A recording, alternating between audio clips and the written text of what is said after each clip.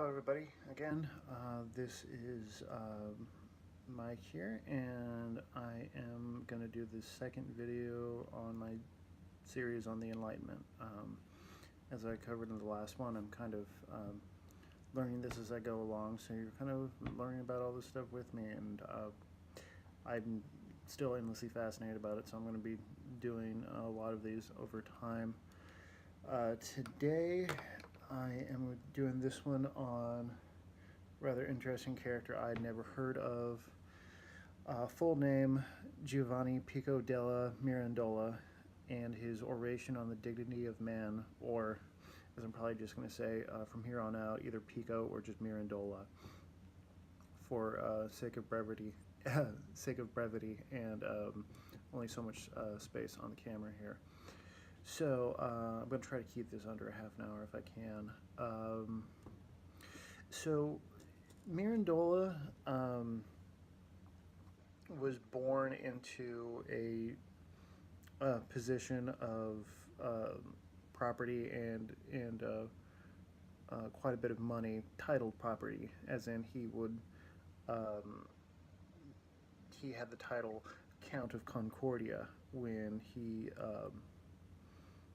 was younger, and I guess technically kept it. But so the thing about Mirandola is that when he was much younger, he decided that he wanted to be a philosopher, and so to this, him and his brother were the heirs to the town of Mirandola, hence his last name. But he decided it was best that to travel and learn philosophy. So he sold his portion of his property to his brother so he could get the money and then go learn philosophy, which at that time, this is early, mid part of the 15th century, 1570 some odd, a little bit earlier when he was younger. He got the money and then traveled to Paris and began learning philosophy there.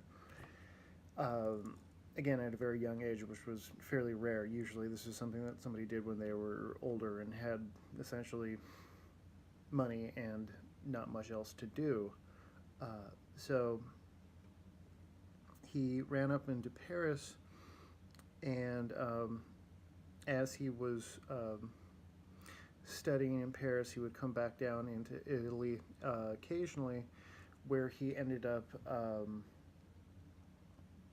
becoming part of the group that was what was kind of loosely called the Florentine Academy, or the Platonic Academy of Florence.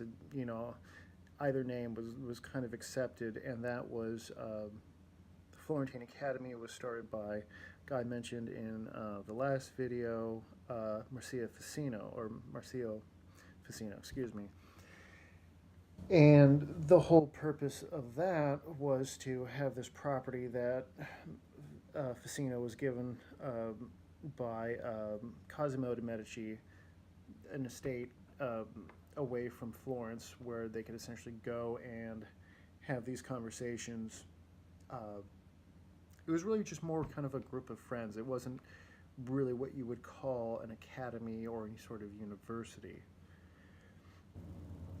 So he became friends, Pico became friends with Lorenzo de' Medici, who was Cosimo's grandson, and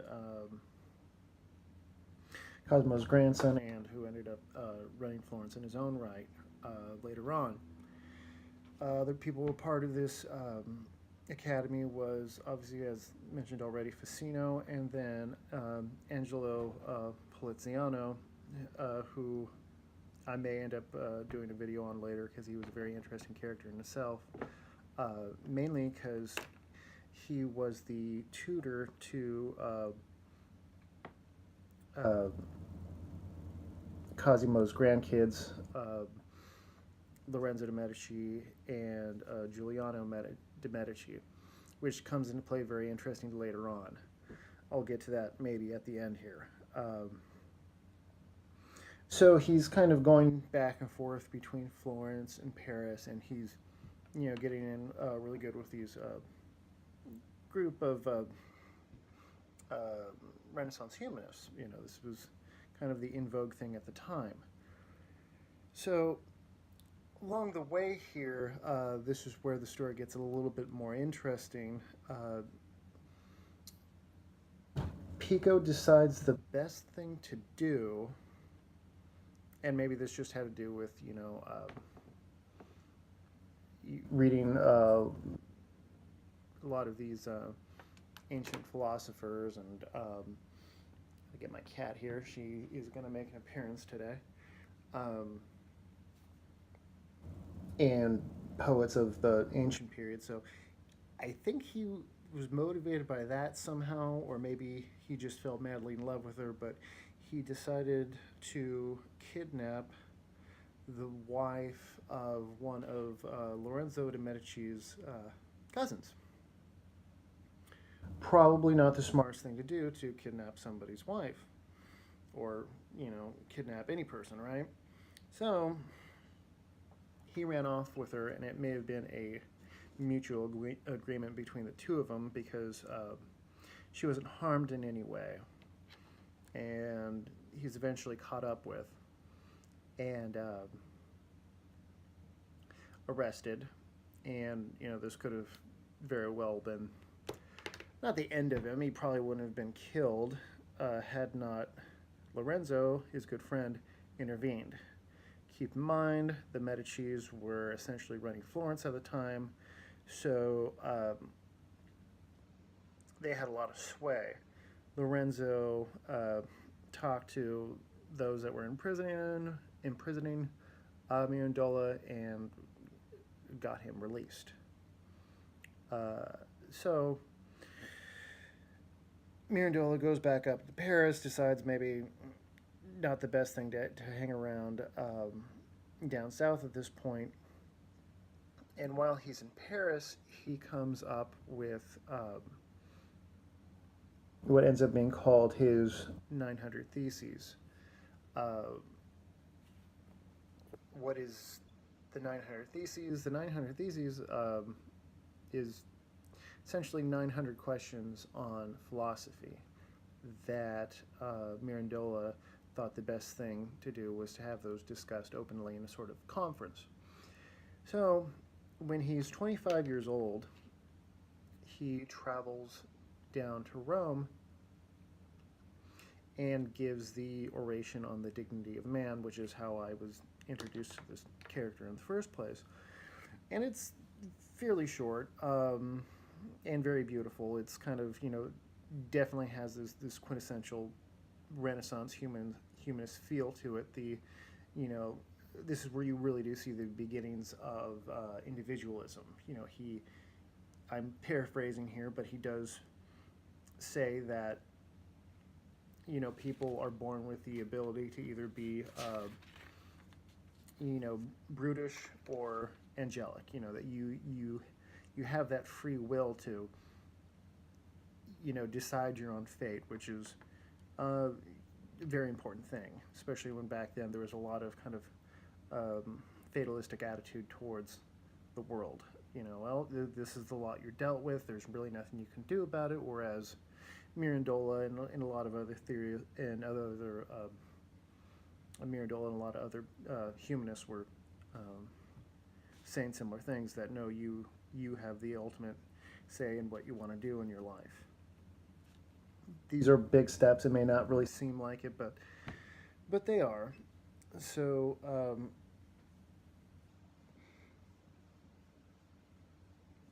he goes. So he ends up in Rome in December of. I was getting off track there a little bit. He ends up in Rome in December of 1486. Gives that oration, and the oration was designed as a sort of prelude to the 900 Theses. And as a part of this conference that he wants to have to discuss the 900 Theses, um, he offers to pay for the travel expenses of any doctor, which essentially at that time, doctor, philosopher, is all kind of the same thing, uh, to travel to Rome and be a part of this conference, which he wanted to hold the next month in January of 1487. So he prints a few copies of the 900 Theses. How many of them were exactly printed, I don't really know. You could guess about a dozen. Realistically, there couldn't have been any more than that. And so a couple of them end up in Florence. A couple of them end up in the rest of Europe, France, and Germany over time. But very key thing is that not too long after it was printed, one of them ends up with the Pope. This is where things start to go south for Mirandola, as if, almost have some serious problems kidnapping somebody's wife. You don't get on the bad side of a Pope. So the Pope reads the 900 Theses, or has them summarized to him, or something like that, and decides that there is 13 of them that are not to be discussed in any way, shape, or form. The Pope says you cannot talk about these. If you want to have this conference, that's fine, but these 13 questions are not to be discussed. They're heretical. Again, at this point in time, as if you don't already know, you want to be on the Pope's good side. You do not want to anger the Pope. So he writes a letter of apology to the Pope, but the problem is that this letter of apology, or apologia, was not what you would really describe as apologetic. So Mirandola doesn't tell the Pope, fuck off. That would be more or less suicidal. But he, in his letter, attempts to kind of elaborate on his view as to why he thinks those 13 theses are still very important and they need to be included, and goes on to explain why they're not heretical, which is still contradicting what the Pope said. Again, not really recommended that you do that. So the Pope ends up telling Mirandola, well, how about this? How about you can't have that conference at all? You're not even allowed to have the conference. None of the 900 Theses are allowed to be discussed at all. And as a matter of fact, all copies of that book need to be burned within 3 days. And the book is to be banned throughout Christendom, which is really kind of a wild thing, because I actually stumbled onto this onto this person, and it became really a good point to continue on, because the 900 Theses was actually the very first book to ever be banned as a whole by the Catholic Church, which is really quite incredible. Like, that was apparently those 13 Theses were really something that he didn't want talked about. What were the 13 Theses that didn't want talked about? Well, it was one of those things where at one point or another I had to decide where I was going to cut this story short. So the one that I kind of looked into a little bit more was, this very interesting point that Pico is trying to make, and it's that he's saying that Christ did not actually descend into hell, whereas it was the view of the Catholic Church at the time that no, Christ actually physically went into hell. Pico was trying to say that he didn't actually go there, but it was more like a torment of his soul. He didn't actually go to hell. So, this is, you can't contradict the Pope. He's the vicar of Christ. So now Pico's in the situation that he's, kind of a shaky deal where, his books are burned. Nobody's to read it. He actually, part of what the Pope said was actually that he sent out a letter to all the bishops, essentially, tell your parishioners not to read this book every Sunday for, I'm not exactly sure, but months afterwards. You remind people, do not read this book, which thankfully, a lot of times when you tell people to do not do something, they go ahead and do it. And because of that, that's actually why we still know what the 900 Theses are today, is because all the books were not burned, thankfully. But after a bit of a stay in Rome after all that happened, because the Pope did not order Pico's arrest, maybe because he was, of noble birth and had a title. That's kind of one of those things that there's a different set of rules for the common man at this time, and those who were of nobility or titled, they kind of could a little bit get away with certain things that maybe not everybody else could get away with, sadly, and that's hence the progression of this, humanism of individualism into the Enlightenment as this video series goes on, at some point or another. So, in 1488, the next year, he decides that maybe he better go. That hanging out in Rome is not the best spot for him. That he didn't feel safe, so he fled to France. Thing is that it's not as if the Pope only has control or influence in Italy. So Pico fled to France, and he was caught up with and thrown in jail again, this time by papal authorities. So you may ask yourself, how does Pico get out of this one? Funny thing, very similar as to the last time. He contacts his good old friend Lorenzo de' Medici, again, the very rich and influential Lorenzo de' Medici, who arranged for Pico to be released from prison under the condition that he has to stay in Florence for the rest of his life. He's essentially just restricted Florence, which is obviously, a gilded cage is still a cage, but Florence at the time, not a bad place to be restricted to. And you might also ask yourself, well, how is it that even somebody who's very wealthy, like Lorenzo de' Medici, somehow influenced the Pope to let somebody go that he's had arrested? That's kind of a heavy one.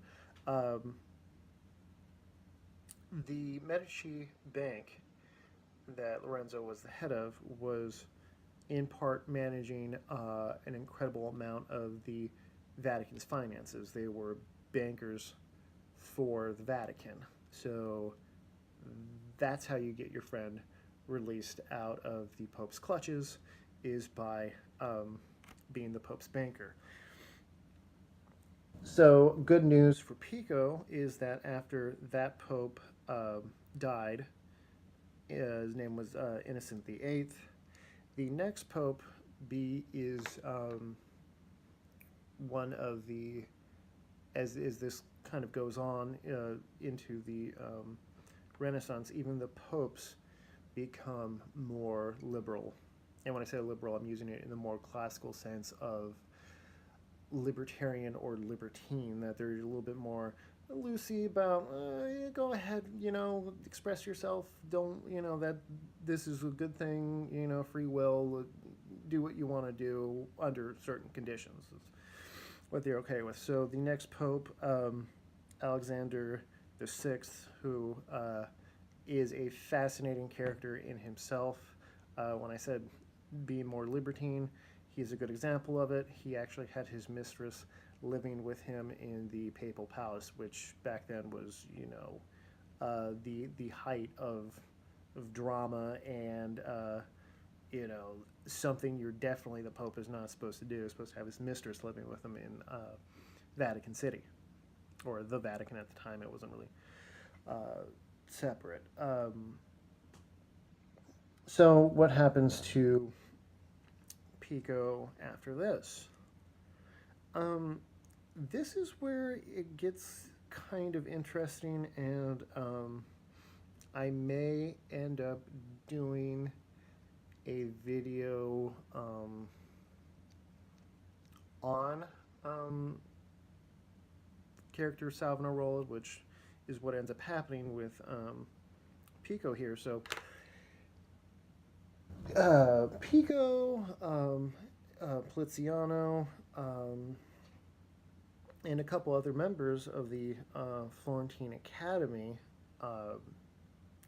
they end up getting wrapped up in the preaching of a priest by the name of Guillermo Savonarola, who was, and I'm simplifying this quite a bit, ends up saying that the world, specifically Florence, because he was in Florence at the time, had gotten too decadent. That there's too many fineries. They had lost their Christian roots of piety and humility and not caring about material things.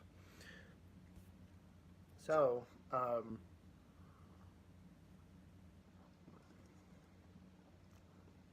Pico gets wrapped up in this too, with Poliziano and a few other people. Kat apparently got wrapped up in Savonarola too, because she's leaving, or not.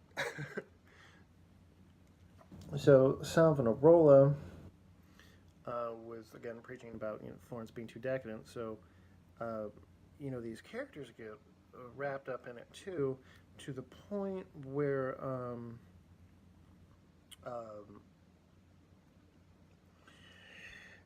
Pico ends up being so close to Savonarola that certain people are worried about his influence over Savonarola, and Pico and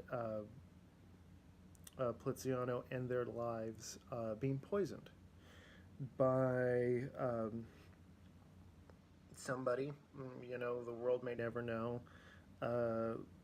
Theory goes that was maybe Piero de' Medici, Lorenzo's son, because Savonarola, after Lorenzo died, essentially was in control of the city. So it may have been that that under some sort of idea to regain his power, he could X out a couple of people who were followers of Savonarola, but that also kind of doesn't make too much sense, because Poliziano was Lorenzo's tutor as a child, so it would be incredibly cold-hearted to kill the guy who had educated your father as a child, whom you probably knew very well as a child yourself. So, which wouldn't be impossible, of course, but it, I don't know, that just is a very cold thing to do. So he may have killed them, both of them, but yeah, that's probably looking like a future video here that I'll do on either just the Florentine Academy and just try to stick to those characters and kind of build up that story a little bit, or I may just do it on Savonarola, but I'm kind of thinking I don't want to do it on Savonarola because it's not as if well, I don't see Savonarola as being a progression in the Enlightenment. If anything, it was kind of the opposite, the counter revolution to the revolution of the Renaissance. The this these ideas of individualism and liberalism, whereas Savonarola is saying all these new things are terrible and they must be destroyed. Actually, the Bonfire of the Vanities was one of his things that he'll always be known for in history, is that he would tell people in Florence to get all their nice things, bring them together, and burn them. Which who also got caught up in that is Sandro Botticelli, which is in a lot of ways almost kind of horrifying, because Botticelli burnt some of his own paintings, which if a lot of Botticelli's works were you kind of is what you think of as the seminal works of the Renaissance. The one right behind me is La Primavera. That's Botticelli. Also, The Birth of Venus, which everybody's seen. It's kind of one of those things you find unfathomable, that you'd just be like, well, this is too decadent. Throw it in the fire. Gone for all eternity. But yeah, I suppose I should probably wrap this up here, because I wanted to keep it under half an hour, and we're getting kind of close there. I'm trying to think of if I should mention anything else that was in the oration here. I suppose I'll read a quote from it that I thought was pretty good. Is that he's essentially criticizing a lot of the philosophers at the time for not thinking that philosophy is important or should be shared with the common folk. Those who weren't high-minded philosophers and knew Latin, which the average person back then didn't know Latin very well. So here's the quote: "The deadly and monstrous persuasion that has invaded practically all minds that philosophy ought not to be studied at all, or by a very few people, as though it were a thing of little worth to have before our eyes, and at our fingertips, as matters we have searched out with greatest care, the causes of things, the ways of nature, and the plan of the universe." It's that is maybe not the most beautiful part of the oration, but I think it really gets to the crux of the matter, that he's trying to bring these philosophical ideas to the rest of the world, to people who weren't camera slipping here at the last minute, of course, who weren't didn't have the time or the money to travel to different libraries and read different books, because, as I mentioned in the beginning, he had to sell all his property to his brother to go about and learn about all this, because traveling back then was incredibly expensive. And books were even more expensive. So if you're going to buy your own copy of the book, that's a lot of money. Your option is to travel to the library where the book is and read it there. Well, that's also very expensive. How long is it going to take you to read this book? Where are you going to stay? All that. Like, it's really kind of an aspect of knowledge that we don't really think about anymore, because it's such a it's a crazy concept that nowadays you just download a PDF of a book, or an ebook version of it, or however you want to call it. And actually, I ended up having to download the 900 Theses on my computer as a PDF, and a physical copy of that book would be $85. and I downloaded it for free, and was able to kind of